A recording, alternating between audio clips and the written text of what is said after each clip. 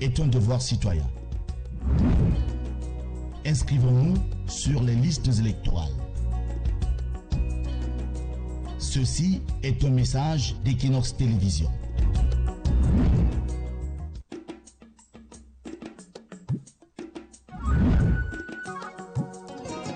Voting is a civic duty. Let's register on the electoral list. This is a message from Équinoxe Television.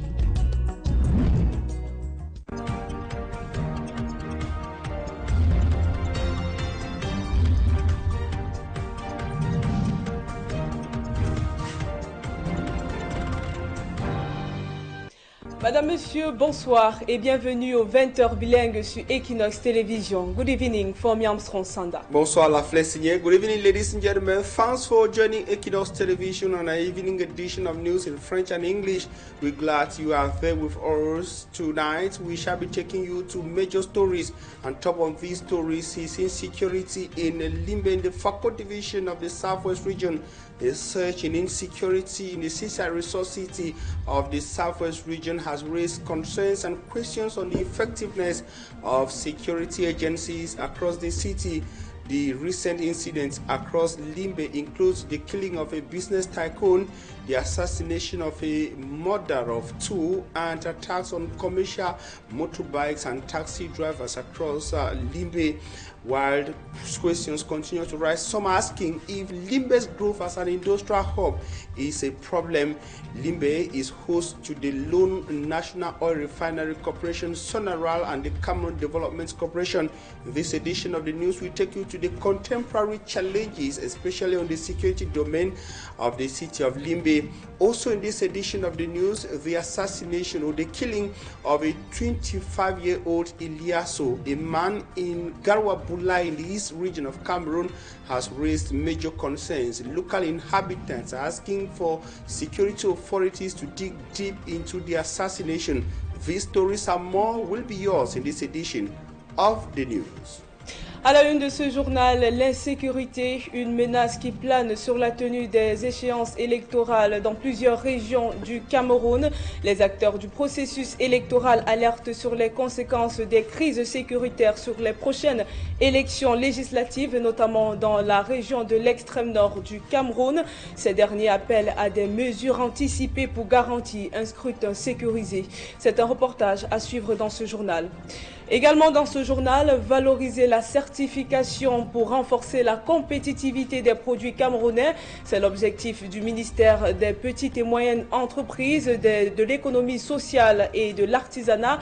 Il vient d'organiser à Bafoussam un séminaire pour sensibiliser les producteurs locaux de la région de l'Ouest à l'importance de la certification.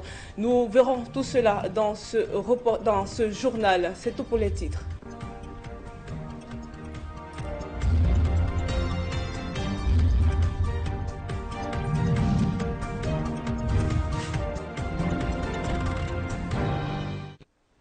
Madame, Monsieur, une fois de plus, bonsoir et merci de vous informer sur Équinoxe Télévision. Ouvrons avec ce drame survenu à Gawabula dans le département du Lom et d'Irem dans la région de l'Est Cameroun. Le corps d'un collecteur d'impôts a été retrouvé sans vie dans un site minier très fréquenté.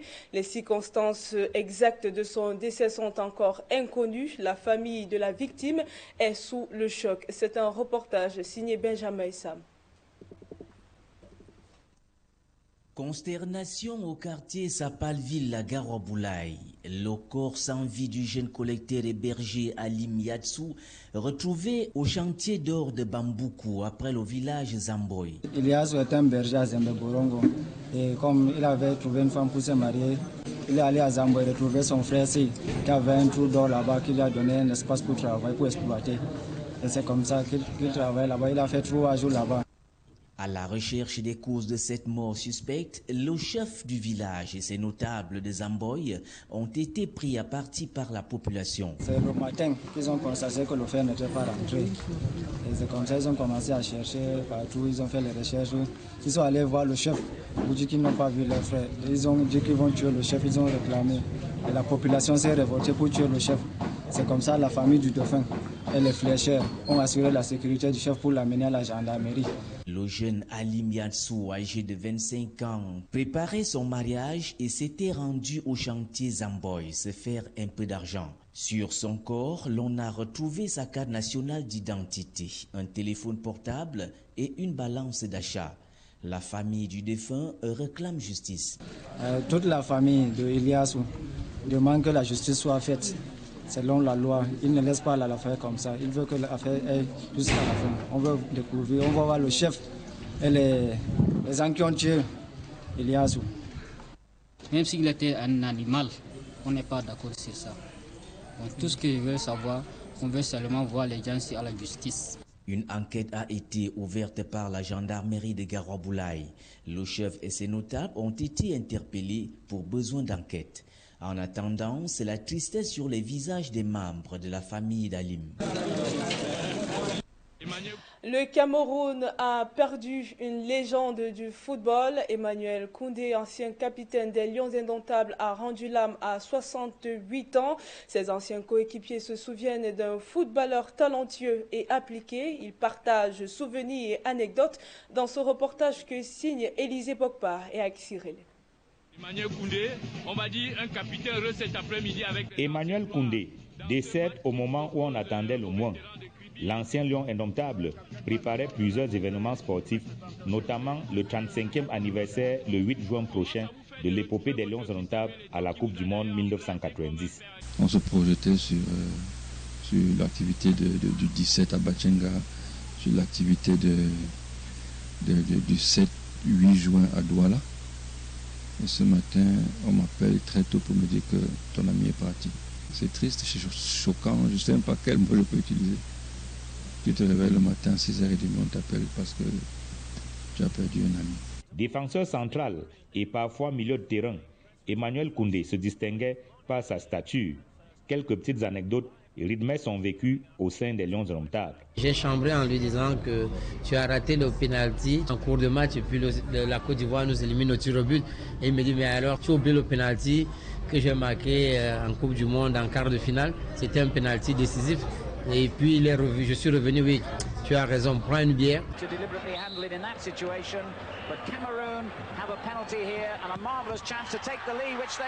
C'est l'un des rares pénaltys manqués par Emmanuel Koundé.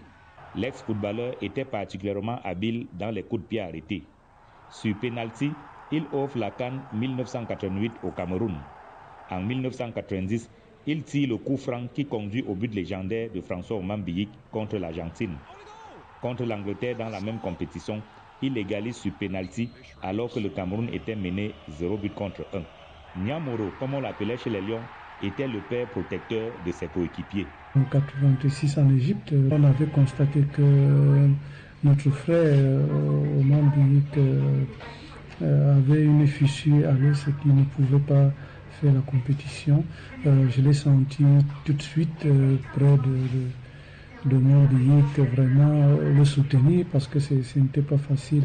Après une carrière couronnée par 2 Coupes d'Afrique des Nations remportées en 1984 et 1988 et 2 Coupes du Monde disputées en 1982 et 1990, Emmanuel Koundé raccroche définitivement ses crampons, laissant ses coéquipiers dans l'émoi et la consternation. Dans la suite de l'actualité, aucun rebondissement majeur lors de la dernière audience devant la Cour d'appel du centre dans l'affaire Martinez-Zogo. La collégialité a demandé que l'avocat de l'État du Cameroun ne formalise pas écrit sa décision de ne pas recuser les magistrats chargés d'instruire l'appel de certains accusés. Les précisions avec Guy Zogo. Le procès relatif à l'affaire Martinez-Zogo passait en audience ce 15 mai devant la Cour d'appel du centre. Aussitôt ouverte, l'audience a été renvoyée. Le tribunal a demandé à Maître Claude Assira, le Conseil de l'État du Cameroun, de formaliser son renoncement à récuser la collégialité, chargée de vider la saisine en appel des avocats de Jean-Pierre Amougou-Belinga, du lieutenant-colonel Justin Danoué, de Léopold Maxime Eko, de Bruno Bidjan et d'Étienne Ngwele. Les conseils de ces derniers avaient soulevé une dizaine d'exceptions en nullité, notamment sur toute l'enquête préliminaire et l'instruction de cette affaire. Dans un jugement avant dire droit, le tribunal militaire avait rejeté leur demande, d'où la saisine de la cour d'appel du centre. Alors qu'on était rendu à la 3e audience dans cette saisine de la cour d'appel du centre, les avocats des ayants droit de Martinez Zogo et de l'État du Cameroun, maître Calvin Job et Claude Assira, avaient alors opté de recuser la collégialité, accusée de faire montre de partialité. Depuis, la cour d'appel du centre avait rejeté cette demande de la récusation de la collégialité, chargée de connaître de cet appel, en l'estimant pour une part irrecevable et pour l'autre non fondé. Face à cette issue, maître Calvin Job et Claude Assira ont donc choisi d'annuler leur récusation de la collégialité après avoir indiqué qu'ils allaient la réintroduire après ce premier échec. L'affaire a été renvoyée au 19 juin, tandis qu'au tribunal militaire, l'audience prévue le 19 mai a été renvoyée sine die pour cause de férié. L'insécurité persistante dans certaines régions du Cameroun, notamment dans l'extrême nord, suscite des craintes chez les acteurs du processus électoral. Ces derniers appellent les autorités en charge de l'organisation des élections à prendre des mesures concrètes pour garantir un scrutin sécurisé. C'était au cours de la 3e rencontre de la plateforme régionale de concertation permanente à Mokolo. C'est un reportage signé Kevin Chogo. Dans la région de l'extrême nord, la préoccupation se pose avec emphase à moins de 5 mois de la présidentielle 2025. La question de la sécurité qui demeure en défi dans plusieurs localités de cette partie du pays, régulièrement ciblée par des attaques de la milice Boko Haram, des exactions qui ont poussé une bonne frange de la population à déserter les villages, notamment dans le département du Mayo-Tanaga. Quand on parle de sécurité, on ne peut pas faire la sécurité dans certaines zones d'insécurité parce qu'il n'y a même pas de population. Même si on met la sécurité, qui va aller voter? Personne. Dans la ville de Mokolo, les acteurs du processus électoral, partis politiques, société civile et Elections Cameroun, dans le cadre de la plateforme régionale de concertation permanente, explore les possibilités pouvant permettre une plus grande participation de l'électorat dans le respect des règles établies. D'abord, délocaliser ces bureaux de vote, amener dans les zones à moins de risques d'insécurité. Sensibiliser les communautés dès maintenant que désormais le bureau X se trouve dans le lieu Y pour que ces électeurs qui devraient en principe voter dans l'ancien bureau se retrouvent avant le jour J, la localisation de leur bureau de vote. We don't need to have voting pools in areas like the chiefdom, the police or the military station. In those places, we cannot have transparent and credible elections. La rencontre a pour terme une mobilisation de tous les acteurs du processus électoral en vue des élections apaisées, inclusives et transparentes. Afin que nous puissions ensemble nous entendre comment le processus va se dérouler, les manquements, les désirata, et puis ce qu'on peut canaliser dans le sens d'une élection transparente, inclusive et apaisée. Des points sur lesquels il convient de se pencher pour anticiper sur les éventuelles entraves pouvant déteindre sur le processus, le moment venu. La faible compétitivité de plusieurs produits camerounais s'explique en partie par l'absence de certification. Amener les producteurs locaux de la région de l'Ouest à comprendre l'importance de la certification, tel est l'objectif d'un séminaire organisé à Bafoussam par le ministère des Petites et Moyennes Entreprises, de l'économie sociale et de l'artisanat. C'est un reportage signé Vivien Tonfac, Robert Kenny. La question de la certification ne semble pas beaucoup préoccuper les producteurs locaux. Or, selon le ministère des Petites et Moyennes Entreprises, de l'économie sociale et de l'artisanat, elle est essentielle pour faire face à la concurrence étrangère. Parce que nous sommes à l'ère de l'importation. Et si les produits ne sont pas compétitifs, on ne saurait les remplacer avec les produits qui viennent d'ailleurs. Donc la certification est un maillon clé dans le monde entrepreneurial aujourd'hui au Cameroun. Aujourd'hui, dans la plupart des surfaces à printemps, les produits non certifiés peinent à être acceptés. Vous ne pouvez pas avoir accès à un certain type de marché si votre produit n'est pas certifié. Depuis ce temps-là, ça permet d'ouvrir même à l'extérieur. Si vous avez un produit comme nous, Pour le vendre, nous sommes commercialisés peut-être dans les réunions, dans les expositions. Fait comprendre aux producteurs locaux de la région de l'Ouest les enjeux de la certification pour faire prospérer leur activité. Tel est l'objectif de ce séminaire organisé par le MINMESA en collaboration avec l'Agence des normes et de la qualité. Les attentes du MINMESA, c'est déjà que le MINMESA voudrait que davantage la NOR essaye de revoir les coûts de la certification pour faciliter ce processus et aussi amener les acteurs à se mettre en réseau parce que s'il faut faire la certification de façon individuelle, c'est un peu compliqué. Au cours de cette rencontre, des ébauches de solutions ont été présentées pour mieux inciter les producteurs locaux à faire certifier leurs produits. L'innovation scientifique et technologique au cœur du 3e salon dentaire d'Afrique centrale en cours à Yaoundé. Des chirurgiens, dentistes et experts venus de divers pays échangent sur l'amélioration de la qualité des soins dentaires au Cameroun dans un contexte marqué par des soins dans un contexte où les soins restent limités. Les détails avec Marcelin Gansop. Ici réunis, les chirurgiens dentistes d'Afrique centrale réfléchissent sur l'avenir de leur profession à l'aide des nouvelles technologies et autres solutions innovantes. On peut parler de la solution des empreintes numériques. On sait que pour fabriquer une prothèse, autrefois et pendant longtemps, on faisait des empreintes avec la pâte qui devait aller par la suite au laboratoire. L'empreinte numérique offre l'avantage qu'on a un fichier numérique qui permet de l'envoyer en quelques clics par Internet. Un autre exemple d'innovation que nous apportons dans ce salon, c'est les aligneurs invisibles. Autrefois, pour aligner les dents, on mettait des braquettes collées aux dents. De plus en plus, on utilise des systèmes transparents, modernes, efficaces. L'avantage, c'est quoi? On gagne en précision, on gagne en qualité et on optimise. Malheureusement, ils sont toujours aussi nombreux à jouer avec leurs dents, malgré les multiples rappels à l'ordre. Mais la sensibilisation ne sera jamais de trop. On va citer quelques pratiques qu'il ne faut plus jamais faire. 1.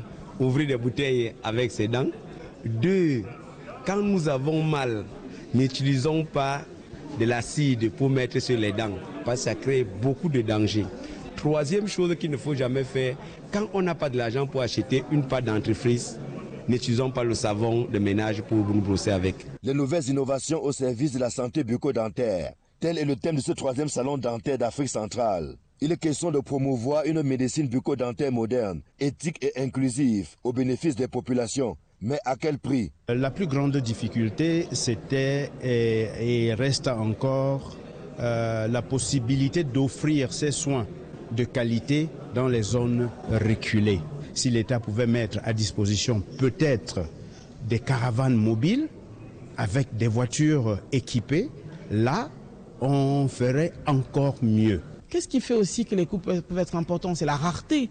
Plus on vulgarise une pratique, plus les coûts baissent. Et c'est ça l'enjeu aussi de ce salon. C'est comment est-ce qu'on vulgarise les pratiques innovantes. Professionnels, étudiants et autres industriels saisissent au bon la perche qui leur est tendue pour découvrir les nouvelles avancées technologiques, échanger leurs connaissances, tout en renforçant la collaboration régionale qu'ils appellent de tous leurs vœux en vue d'assurer une santé de fer à nos dents. Ce reportage de Marcelin Gansop et Manuel Job met fin à la première partie du journal. La suite en anglais, c'est avec vous, Formi Armstrong Sanda. Thanks, lovely Signé. Ladies and gentlemen, we're happy you staying with us in the second segment of news in the English language. Thanks once again. Now we start with one of our lead stories. Urban insecurity will sure be a major topic of debate within campaigns in the upcoming presidential election across the Republic of Cameroon. In Gawabula, in the east region of Cameroon, the death of a 25-year-old man has raised suspicions of foul play within the local community and among local inhabitants. The local population are calling on local authorities to engage a thorough investigation, considering that similar incidents have been recorded in Gawabula and the rest of the East region. We have their worries compiled by our reporter Immaculate Fogwe in the following report. Consternation grips Sapaville in Gawabula as the population gathered the residence of Iliasu's family after his lifeless body was discovered in the gold mine in Bambuku near Zamboy village. Iliasu, a 25-year-old shepherd from Zambewong, had traveled to Zamboy to work in a gold mine with his brother so he could gather funds for his upcoming wedding. So we noticed that for 3 days he didn't come back home. A search was launched and his body was found in the gold mine. The Muslim community in the area suspect foul play by local natives and demand justice. They went ahead to administer mob justice on the traditional head, who they consider as a prime suspect. At the time of the discovery, the victim's ID card and mobile phone were found on his body. Even if it's an animal, it shouldn't be killed that way. What more of a human being? We know that some people masterminded his death, and we are demanding for justice. The Gawabula Gendarmerie Brigade has launched an investigation, and traditional head and his notables have been arrested for questioning. The family of Aliyu Iliasu is consumed by grief, demanding answers and justice for their loved one's death. And Limbe, a city in the Fako division of the southwest region of Cameroon, was also recording an upsurge in insecurity within the context of investigations following the assassination of a business tycoon, Dinga Protos, an individual said to be a locally known billionaire in the city of Limbe, popular as Neptune, has been arrested. Mr. Ashu Roland is said to have been apprehended in connection to investigations surrounding the murder of Dinga Protos. He is the latest in the wave of arrests that touched the city after the lifeless body of Roland was dug up in the local area in Limbe. We have details with Davison Maimo, a Limbe-based correspondent. In front of the State Council in Limbe, where of course the case of the killing of Mr. Dinga Protos, a businessman in the city of Limbe, has taken a different twist, with the alleged involvement of another young business tycoon in the person of Achu Roland, popularly known as Neptune. The senior State Council, Madison Barrolian, concluded the investigation after gathering all possible facts, thereby authorizing the holding charge to the Court of First Instance.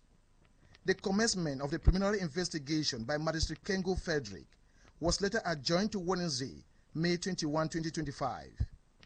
PhD law researcher Barrister Obi Bertrand of Obi and Associate Law Firm says the preliminary investigation activates the official charge before the competent court.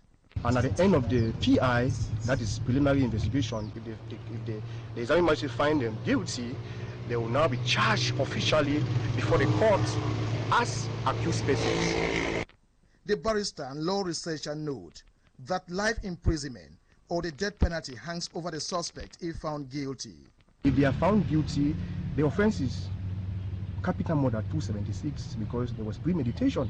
So if at the end of the day, if the court found them guilty, it's either a death sentence or life imprisonment. It depends on the discretion of the judge who handled the matter.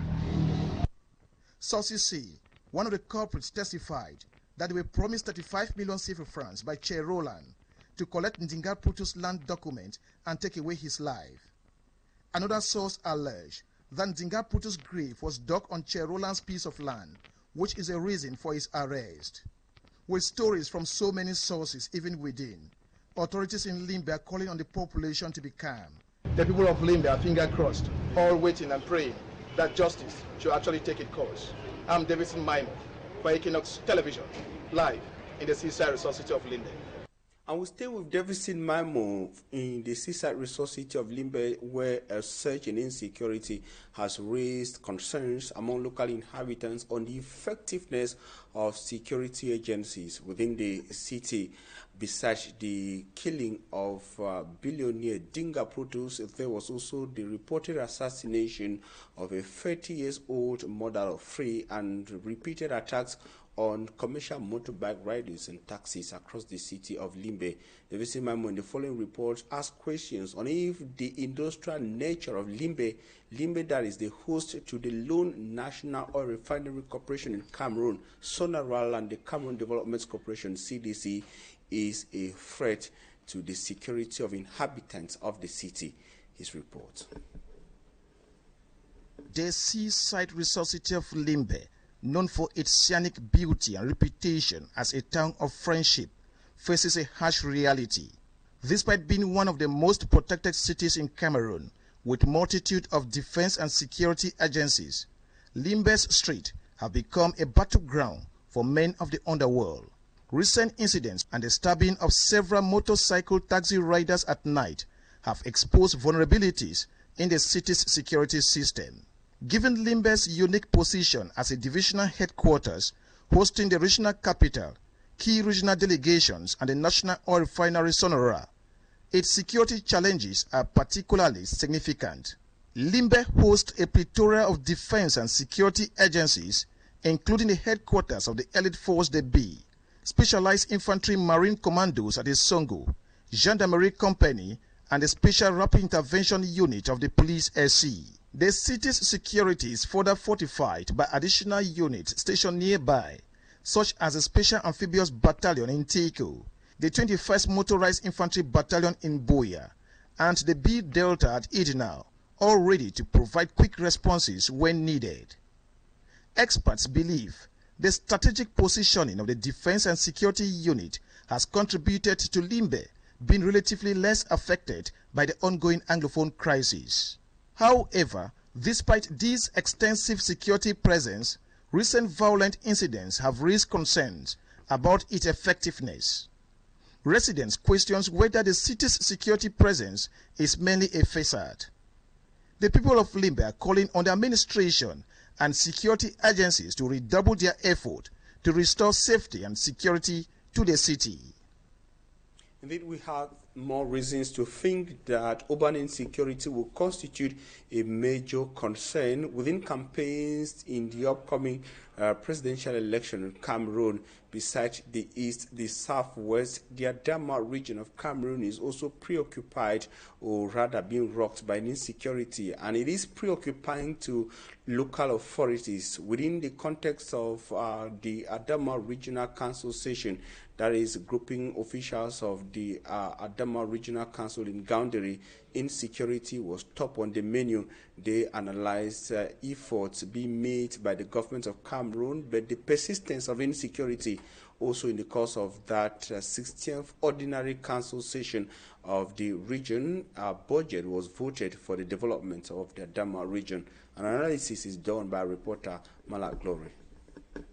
Ranked fourth in the floral and fauna diversity within the African continent, Cameroon is endowed with a rich heritage of biodiversity and biological resources. However, the protection of biodiversity faces several challenges.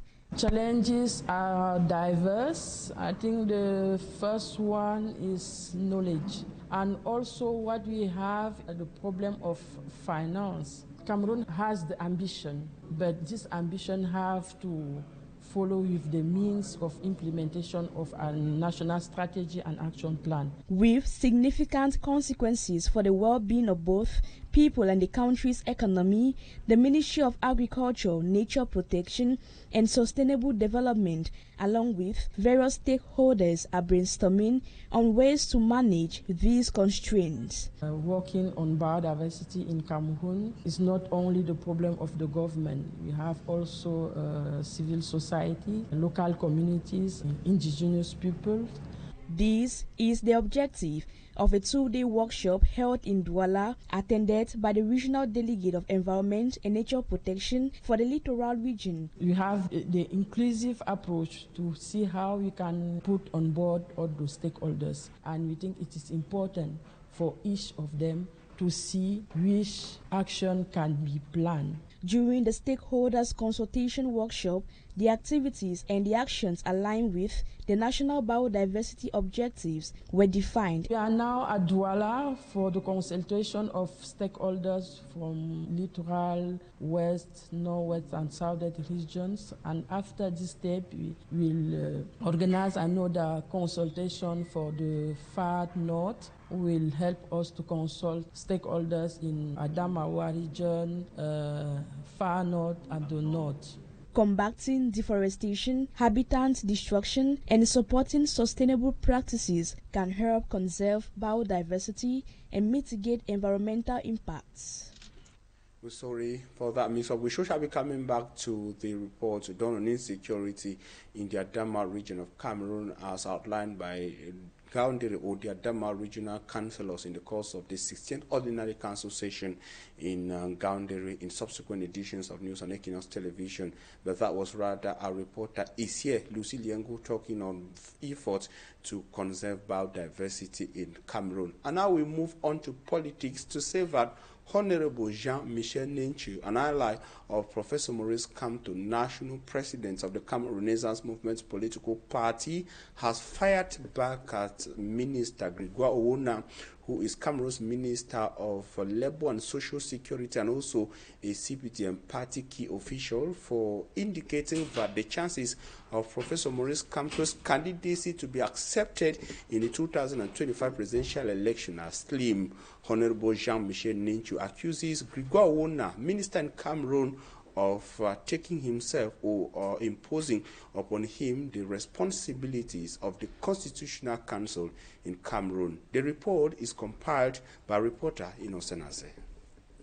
Grégoire Owona, Minister of Labour and Social Security, Secretary General of the CPDM party, announced that the chances of Kamto's candidacy being accepted by the Constitutional Council are slim. Unable to digest this, Honorable Jean-Michel Ninchu fires back at the minister on his Facebook page, where he wrote that his statement shows the CPDM is now assuming the powers and prerogatives of the Constitutional Council and ELECAM, almost all of whose members are CPDM militants. According to the opposition member of parliament, the minister's outing shows Cameroon has attained a new level, unlocked a higher level in the violation of the rights of citizens. Honorable Ninchu adds that his Front for Change in Cameroon, FCC party, understands the feverish statements by Minister Owona as demonstration that if the CPDM still had the statutory capacity to invest a candidate, it would have invested Professor Maurice Kamto, who, according to him, has a real and very strong chance of winning the presidential election in October.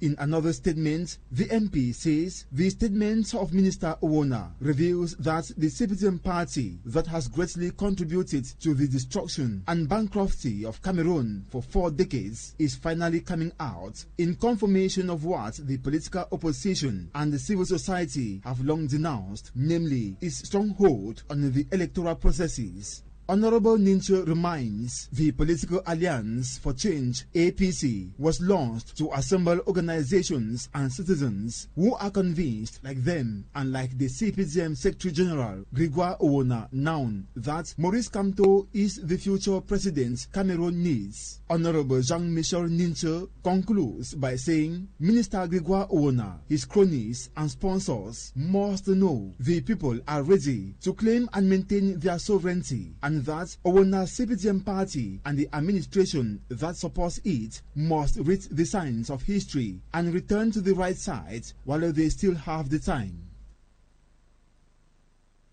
And that is where we put an end to this edition of News in French and English on Equinoxe Television. We thank you immensely for your keen attention, urging you to stay in the company of interesting programs on your #1 television channel, Equinoxe. La Fleur Signée.